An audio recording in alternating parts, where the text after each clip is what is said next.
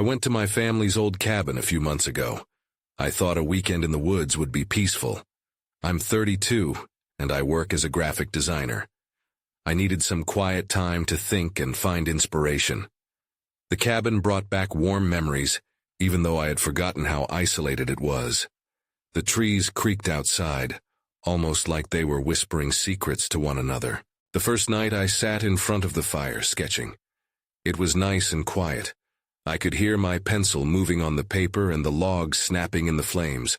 But then, I noticed a shadow outside the window. It seemed to dance among the trees. I blinked, and it was gone. I thought I was just seeing things. It was dark, and the shadows can play tricks on your eyes. I decided to ignore it. The second night, I was sketching again, and the warmth from the fire started to make me sleepy. That's when I saw it again. This time, it moved. It looked just like me, mimicking my movements inside the cabin. A chill ran down my spine. I wanted to believe it was nothing, just a trick of the firelight. I tried to shake off the fear, convincing myself everything was fine. Then the sounds outside began to change. I heard branches cracking closer than before. I started to catch whispers on the wind, and at one point I thought I heard my name. My heart raced, and I felt like I should look outside. But dread gripped me. I kept telling myself it was just the woods, that I was safe inside. But every noise sent my pulse racing. By the third night, the figure was closer to the cabin. I could barely breathe. I thought about turning on the lights, but I didn't want to face what might be out there. I sat there, feeling the walls closing around me. Suddenly, I heard rustling outside. I felt like something was watching me, as if shadows had come alive. Then something thumped against the window. I jumped back, almost falling. I was too scared to move. My heart was pounding, and for a moment, I just froze. I finally got the courage to peek outside. There it was again, standing still and staring at me. I felt freezing cold. I had no idea what to do. As I turned around to grab my phone, I heard a soft voice behind me. It whispered, "Why are you here?" I spun back around, and there was nothing there. Panic surged through me. I could hardly breathe. I didn't know what to think. The next morning, I hurriedly packed my things. I couldn't shake the feeling of being followed. I left the cabin and drove back to the city, but that night still lingers in my mind. Was it real, or just my imagination? I still don't know. But I replay that weekend alone in the woods over and over, haunted by what I saw, or maybe didn't. I couldn't get the cabin out of my mind. Back in the city, I tried to immerse myself in work, but the sketchbook lay untouched. Each time I glanced outside at the city streets, I felt a pull toward the woods, a nagging invitation I couldn't ignore. A week later, I made a decision. I wouldn't go back alone. I called a friend, Sarah, and invited her on a road trip to the cabin. She was excited, having heard me talk about it fondly before, unaware of the dark turn my memories had taken. I felt relief at the thought of not facing it alone, imagining laughter and warmth in front of the fire instead. We drove up that Friday, the sunlight peeking through the trees, painting the roadside a vibrant green. I tried to focus on the beauty around me, but every twist of the road reminded me of what lurked in the shadows. The unease settled back into my gut as we pulled up to the cabin. Inside, I tried to shake off the anxious feelings. Sarah admired the wooden beams and rustic decor. "This place is great, so cozy," she said, bubbly and unaware of how tightly my heart was clenched. I forced a smile, showing her around, but I could feel the tension bubbling under the surface. That night, as we settled in for the evening, I kept catching glimpses outside. The trees didn't just rustle. They felt alive, shifting as though they were watching us. I laughed off my nerves, making jokes to keep Sarah from noticing anything amiss. We lit a fire, drinking hot cocoa, pretending everything was fine. But when darkness fell, the atmosphere changed. The crackling flames cast eerie shadows, and the suffocating silence returned. I could hear Sarah giggling at something on her phone, but all I could hear were whispers, soft and distant, brushing against my ears. My hands shook as I picked up my sketchbook. Suddenly, Sarah stopped laughing. "Did you hear that?" she asked, her face paling. I nodded because I had heard it too. A faint rustling beyond the window. It's probably just a deer, I said, trying to sound casual. But deep down I knew that wasn't true. Moments later, Sarah stood up, edging toward the window. My heart raced as I grabbed her arm. Don't. My voice was harsher than I intended. Let's just stay away from the windows. She looked at me, brows furrowed. What's going on with you? You're acting weird. I don't want to see anything, I admitted, fighting back the memories, the fear. I had some strange experiences here before. Before I could say more, something thumped against the door, sending us both jumping back. My breath caught in my throat. The air thickened. What was that? Sarah's voice trembled. I don't know. I felt trapped. The last thing I wanted was to face that entity again. Then, as if it knew I was thinking about it, something scratched at the door. It was slow and deliberate. Panic surged, the familiar knot in my stomach tightening. Sarah gripped my arm. We need to leave, she said urgently. But before we could act, the door creaked open slowly and darkness enveloped the room beyond. I could hardly breathe. Then everything went dark. When the darkness swallowed the room, I held my breath. My heart pounded in my ears, drowning out any sound. The cold air prickled against my skin. I felt like a marble statue locked in place, too terrified to move. Sarah gasped beside me, her warm presence a reminder that I wasn't alone. We both stood frozen as if the night itself was waiting for us to make a sound. I squinted against the void, trying to make sense of what was happening. Suddenly I sensed a movement within the shadows. My instinct screamed for me to run, but my feet wouldn't cooperate. I watched as a figure emerged from the darkness, just beyond the doorframe. Was I dreaming? I was too afraid to blink. It was tall, impossibly so, and draped in something that shrouded its form. The darkness seemed to cling to it, almost like it was made from smoke or shadows. An eerie stillness surrounded us. For a heartbeat, I thought it would speak, but it simply stood there, watching. What is that? Sarah whispered, her voice quaking. I could barely manage a nod. The figure didn't move. It didn't even seem alive. I was desperate for a reason, an explanation, but nothing made sense. In a surge of adrenaline, I yanked Sarah toward the back of the cabin. Come on, we have to get out of here, I said, urgency creeping into my tone. She stumbled after me, glancing back toward the door uncertainly. What if it follows us? I didn't have an answer.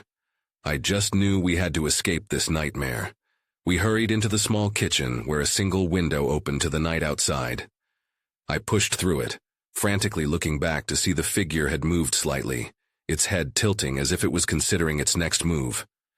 Help me, Sarah cried, wedging her body through the frame. I could hear the rustling of branches and the unsettling stillness of the woods beyond, but it all faded in the face of urgency. I reached back, grabbing her waist and pulling her into the night. We landed on the grass, breathing hard. My eyes adjusted, and I could see the outlines of trees around us, their branches swaying almost menacingly in the wind.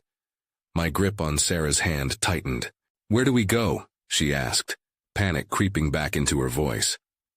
Just run, I urged, pushing forward into the dark expanse of the woods, away from the cabin. I could still feel the weight of that figure in my mind, shadowy and haunting. But then I tripped over something, falling hard onto the leaf-covered ground. My heart raced as I struggled to get back up, but that wasn't my only concern. Behind me I sensed movement. Something was coming. Get up, Sarah shouted, pulling at my arm.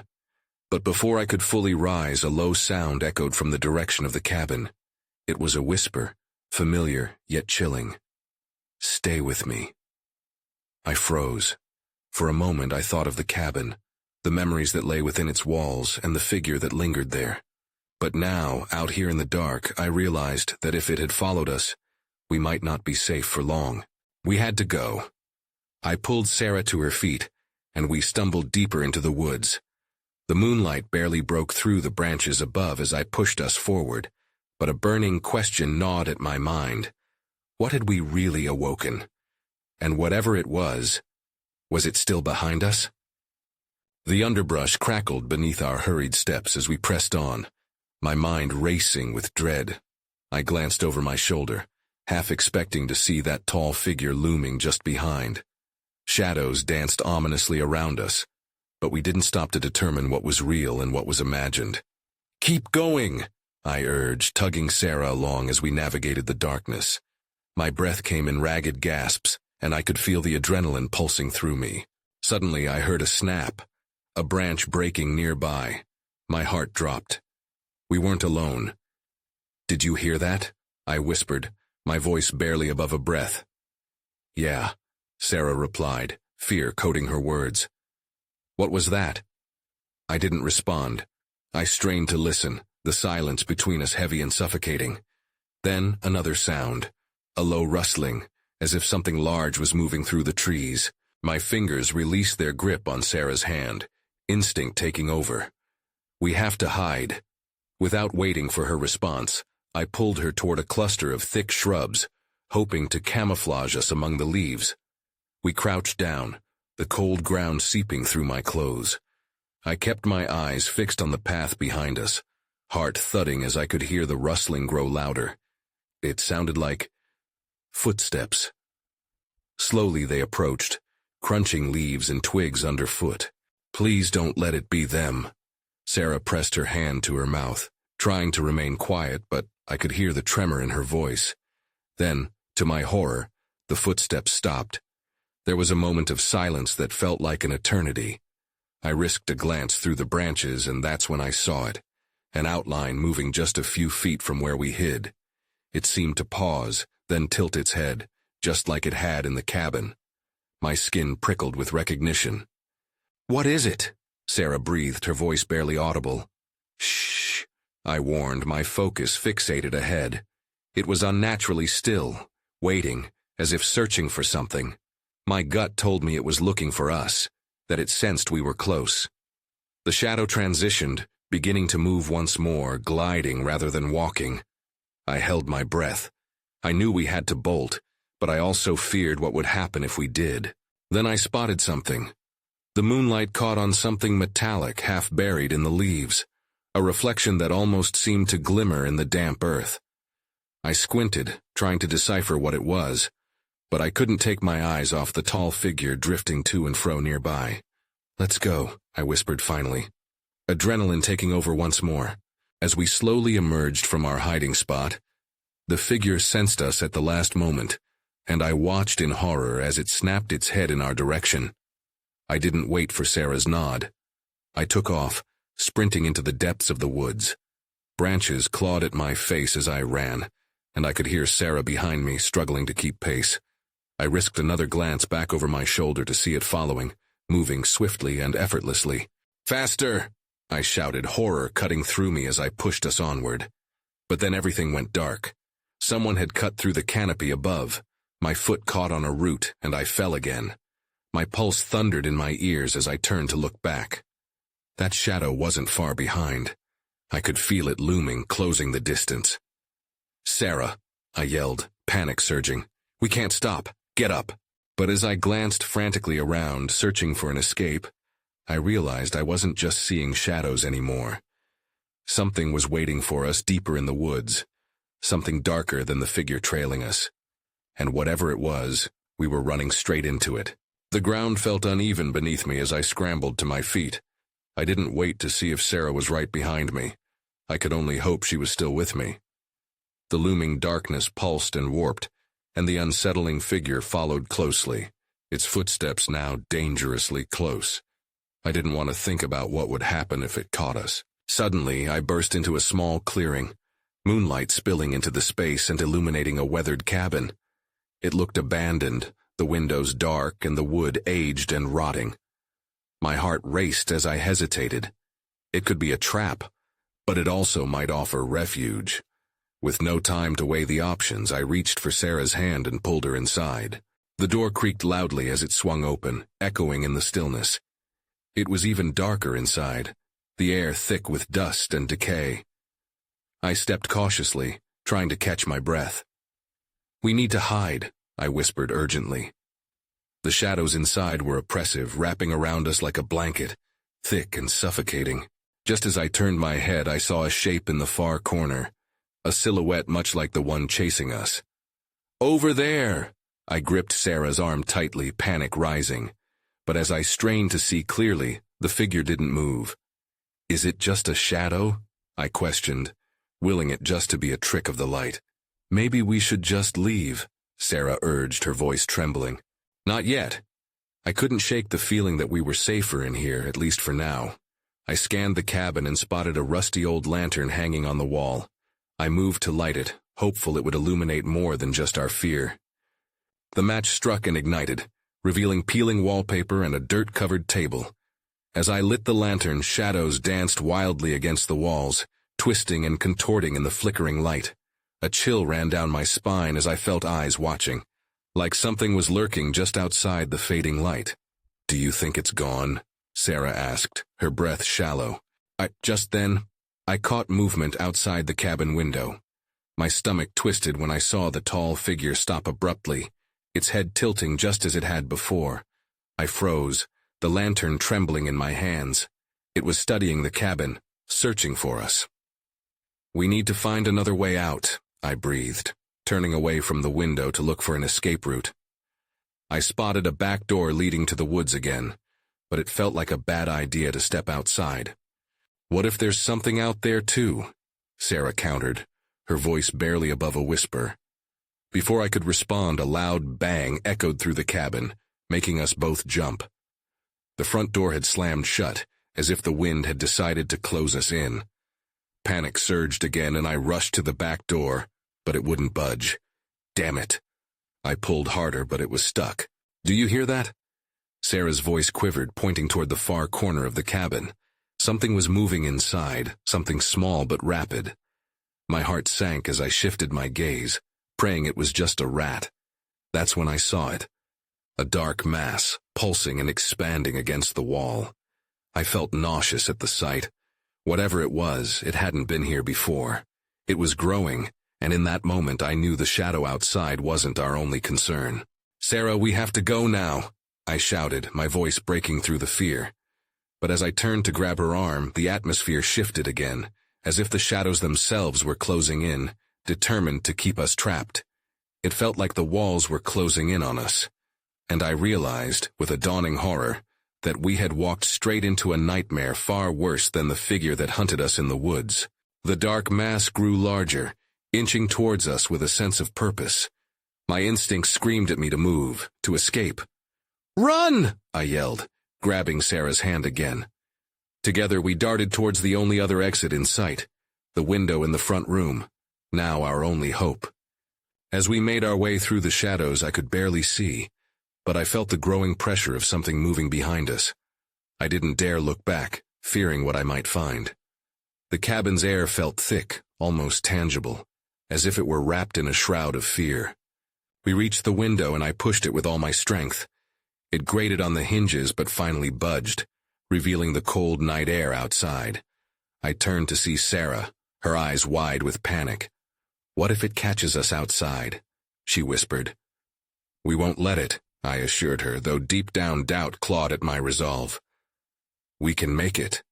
I climbed through the window first, the splintered wood scratching my arms.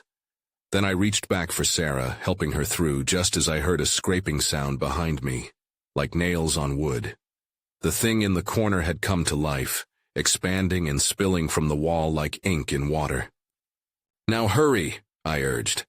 Sarah slipped through, landing heavily beside me. We hit the ground and rolled, quickly scrambling to our feet. The shadows poured out of the cabin, and I felt a cold breath on my neck that made me freeze. "Go!" I shouted and took off into the woods, pulling Sarah along with me.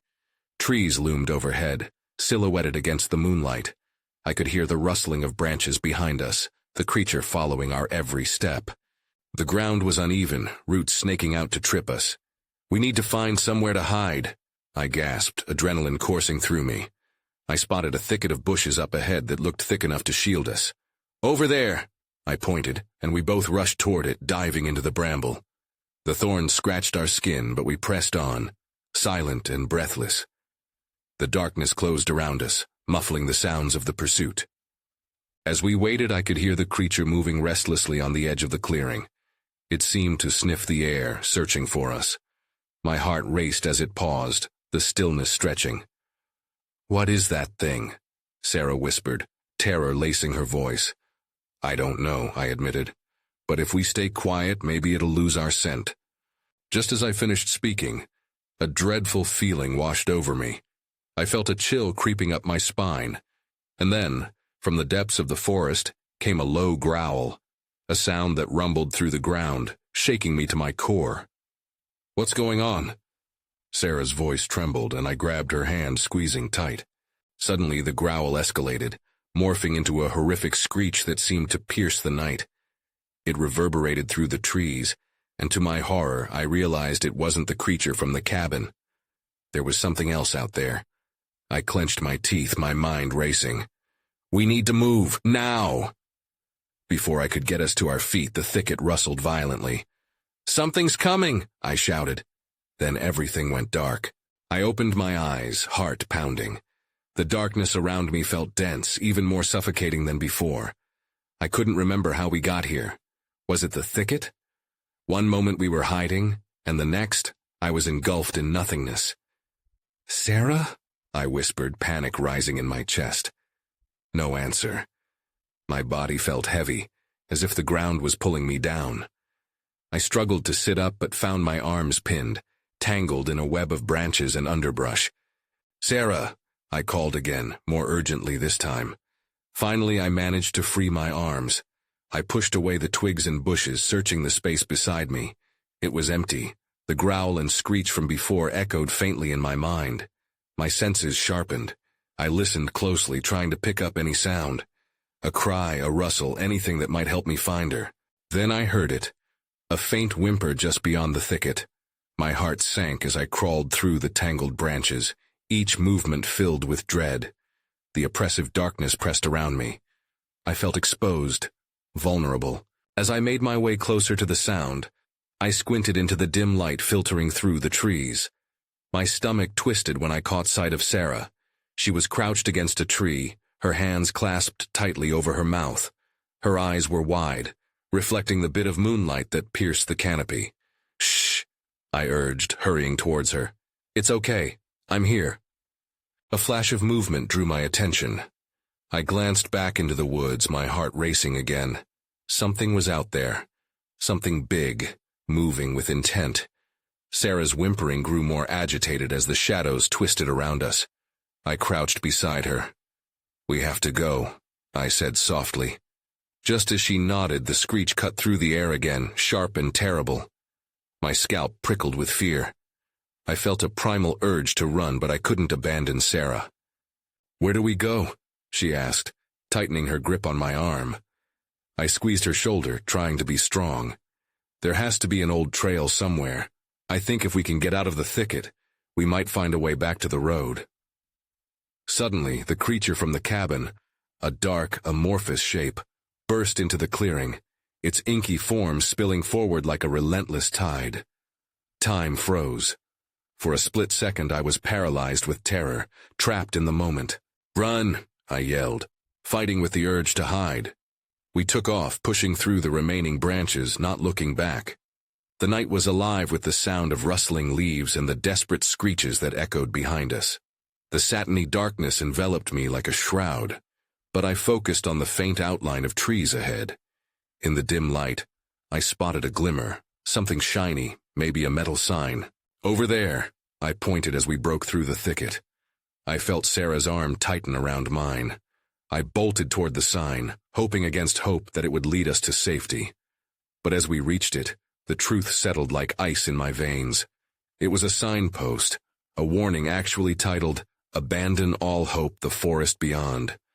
And then, I heard the growl again, closer this time, and I knew we were trapped.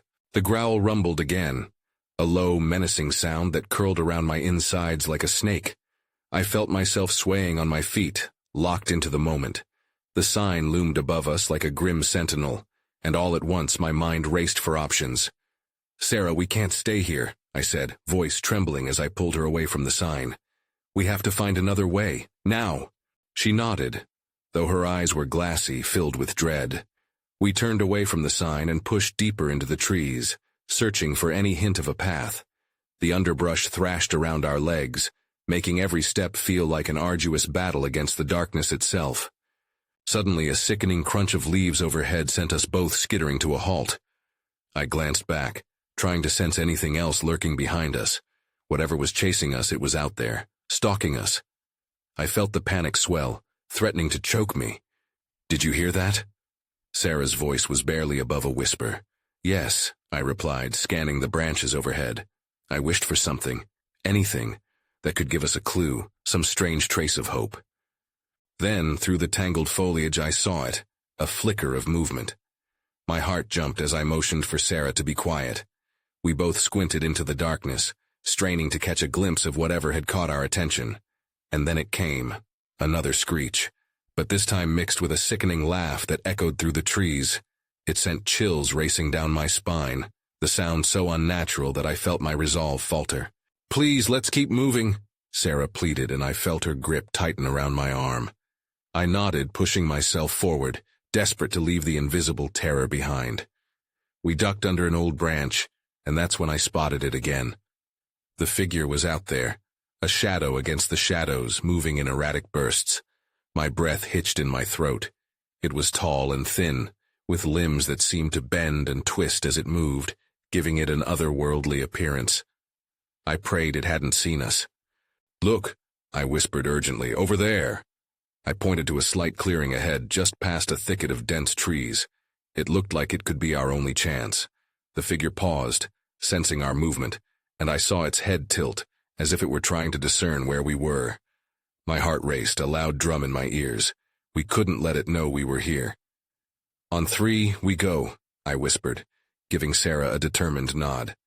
1, 2, 3.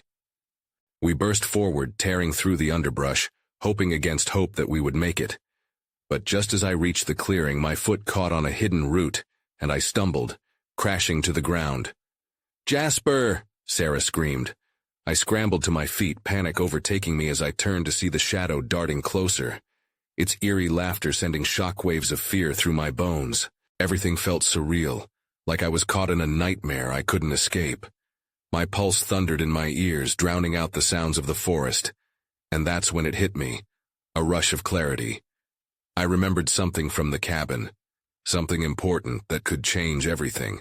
"Sarah, I think I know what it wants," I shouted, my mind racing. But just as I turned back to face her, I realized she was gone. I scanned the clearing frantically, my heart pounding as her absence sank in. "Sarah!" I yelled, my voice slicing through the night like a knife. Panic gripped me, twisting my stomach into knots. Where could she have gone? I took a step back, desperately trying to retrace our movement. But the world felt upside down. The shadows danced around me, and the laughter of that monstrous figure echoed in my ears, taunting me. I had to find Sarah. Just then, I heard a rustle off to my right. I spun toward the noise, heart racing, hoping against hope it was her. "Sarah!" But the only reply was the crunch of leaves. Compelled by fear, I started moving toward the sound. Each step felt heavy, each breath short. The trees around me loomed like sentinels bearing witness to my despair. I pushed through the thicket, branches snagging at my clothes. "Where are you?" I whispered, dread pooling in my gut. Then I saw something, a flicker of movement much closer than before. I froze, adrenaline coursing through my veins. The figure emerged from the shadows, twisting and writhing as it came into view. It looked even taller than I remembered, its limbs elongated and distorted. Its head hung low, darkness swallowing its features. In that moment, instinct took over. I turned and sprinted deeper into the woods, branches slapping against my face as I tore through the underbrush. I had to get away, had to find Sarah. The creature's laughter echoed behind me, mocking my fear. Suddenly I stumbled upon a small abandoned cabin. A shiver ran down my spine at the sight. Part of me screamed to keep running, but the thought of being out in the open with that thing behind me drove me forward. I dashed inside, the door creaking ominously as it swung shut behind me. The room was dark, filled with an overwhelming silence. I fumbled for the walls, looking for anything that could help illuminate the space.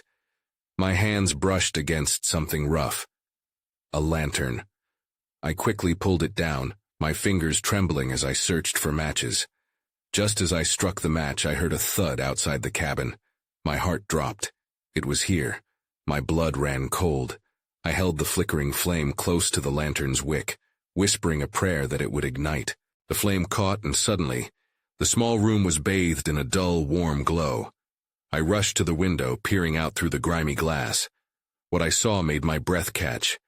The figure stood just outside, its long limbs slicing through the darkness as it prowled like a wild animal hunting its prey. I could barely comprehend how it moved so fast, how it hunted with such purpose. And then, in the flickering light, I noticed something on the ground, something that made my stomach turn. A piece of fabric, unmistakably Sarah's scarf, lay discarded in the clearing I had just left. My heart raced again, but this time in a mixture of fear and determination. If the creature had her, I couldn't let it take her from me. I clutched the lantern tightly. I couldn't wait. I needed a plan. As I stood there in the eerie glow of the lantern, my mind raced. The figure outside was closing in, its laughter echoing like dark music in the night. I had to act. I grabbed the lantern, holding it like a shield against the looming horror outside, then moved to the cabin's door. It was now or never.